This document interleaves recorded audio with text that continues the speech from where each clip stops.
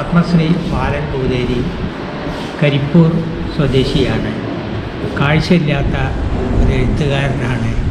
ഇതിനകം 216 പുസ്തകങ്ങൾ പ്രസിദ്ധീകരിച്ചിട്ടുണ്ട്.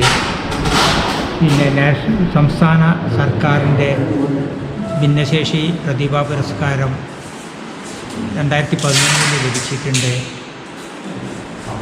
പിന്നെ 2019 നാഷണൽ അവാർഡ് ലഭിച്ചു. 2021 പത്മശ്രീ അവാർഡ് ലഭിച്ചു.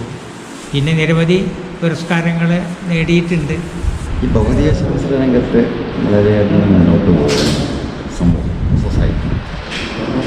അതേസമയം ഈ മറ്റ് മേഖലകൾ, ശാസ്ത്രത്തിൻ്റെ മറ്റ് മേഖലകൾ, പ്രത്യേകിച്ചും പ്രത്യയശാസ്ത്രത്തിൻ്റെ അല്ലെ അങ്ങനെയുള്ള മേഖലകളിലൊന്നും അതിന് മുന്നോട്ടുള്ള ഒരു കുതിപ്പ് ഈ ഭൗതിക ശാസ്ത്ര രംഗത്ത് ഉള്ള പോലെ ജൈവശാസ്ത്ര രംഗം എന്ന് നമുക്ക് പറയാം.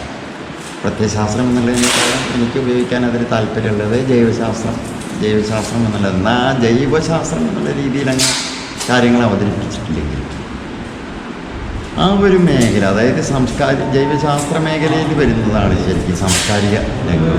സാംസ്കാരിക രംഗം ജൈവശാസ്ത്രത്തിൻ്റെ ഒരു തലങ്ങളിൽ സമൂഹത്തിൻ്റെ ഒരു ജൈവ ഘടന, സമൂഹത്തിന് ഭൗതികമായിട്ടൊരു ഘടനയില്ലേ, സമൂഹത്തിന് ജൈവഘടനയില്ല. അപ്പോൾ ഇവിടെ ഊന്നൽ നൽകുന്നത് ഈ ഭൗതികശാസ്ത്രം എന്നുള്ളതിനേക്കാളും കൂടുതൽ ജൈവശാസ്ത്ര മേഖലയ്ക്കാണ് ഊന്നൽ നൽകുന്നത്. അതായത് അപ്പോൾ കൂടുതൽ സൈക്കോളജി, ജൈവശാസ്ത്രത്തിൻ്റെ പിന്നെ അടുത്തതായിട്ട് നമുക്ക് ഈ ഫിസിക്സ്,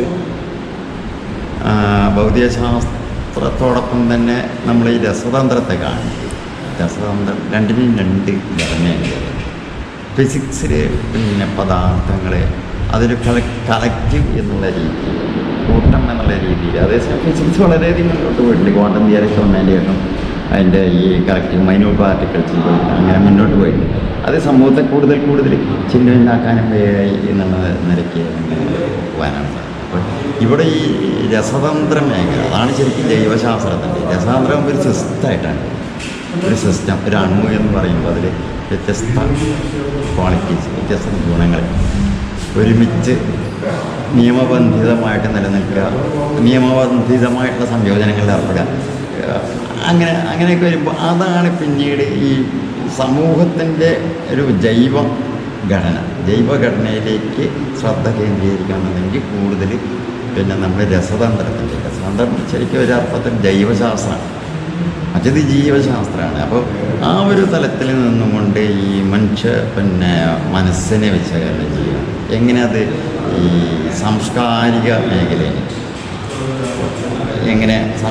മേഖലയെ രൂപപ്പെടുത്തുന്നതിന് അതിനെന്ത് പങ്ക് വഹിക്കാൻ കഴിയുമെന്ന് വിശകലനം ചെയ്യുക. ഈ സാംസ്കാരിക മേഖലയാണല്ലോ പിന്നെ ഇവിടെ സാംസ്കാരിക മേഖല ഒന്നും കൂടി ചിട്ടപ്പെട്ട് ഇങ്ങനെ പോകേണ്ടത്.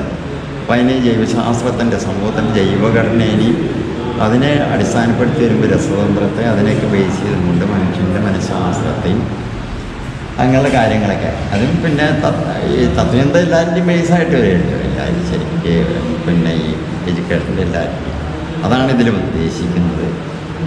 അപ്പോൾ ഈ സ്വഭാവം മനോഭാവം എന്നുള്ളത് പിന്നെ ഒരു രസതന്ത്രത്തിൻ്റെ ഒരു തലത്തിൽ നിന്ന്, രസതന്ത്രത്തിൻ്റെ ജൈവശാസ്ത്രത്തിൻ്റെ, ഞാനത് ജൈവശാസ്ത്രം എന്ന് പറയാനാണ് എനിക്ക് താല്പര്യം. ജൈവശാസ്ത്രത്തിൻ്റെ ഒരു തലത്തിൽ നിന്ന് ജീവശാസ്ത്രത്തിലേക്കും അതിൽ ബോധവും അബോധവും നമ്മളുടെ പ്രവർത്തനങ്ങൾ അങ്ങനെ ആ രീതിയിൽ എങ്ങനെ ഒരു